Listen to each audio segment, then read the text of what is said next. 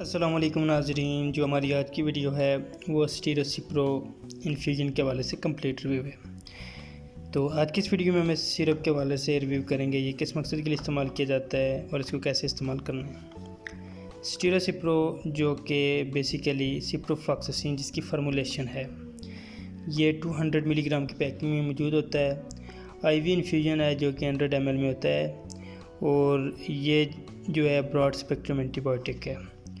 तो अगर बात कर लें इस सिरप की प्राइस की, तो ये आपको 139 रुपीज़ में ये इन्फ्यूजन मिल जाता है। इसकी कंपोजिशन में सिप्रोफ्लॉक्सासिन लैक्टेट एक्विलेंट है और सिप्रोफ्लॉक्सासिन 200 मिलीग्राम जो कि है उसमें मौजूद है।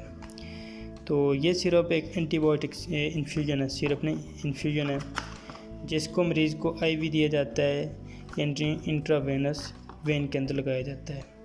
अगर बात करें इसकी अनबॉक्सिंग की, तो इसके अंदर ये होता है सिप्रोफ्लॉक्सासिन का इन्फ्यूजन जो कि 100 ml है, जो कि 200 मिलीग्राम में मौजूद है। ये IV इन्फ्यूजन है। सो नाजरीन, ये जो सिरप है एंटीबायोटिक सिरप है जो कि बैक्टीरियल इन्फेक्शन को ख़त्म करने के लिए इस्तेमाल किया जाता है।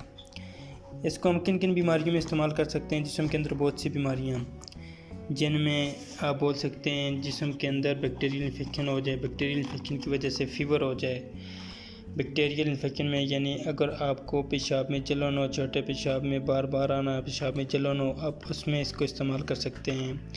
नमूनिया हो अगर मरीज़ों को, तो आप नमूनिया वाले पेशेंट के अंदर इसको इस्तेमाल कर सकते हैं।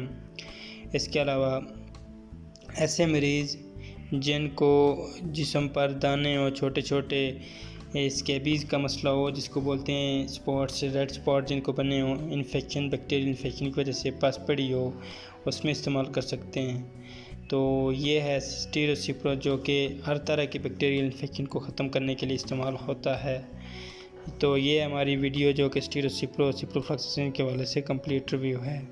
तो उम्मीद करता हूँ वीडियो मेरे पसंद आई होगी। अगर वीडियो पसंद आई हो तो वीडियो को लाइक और चैनल को सब्सक्राइब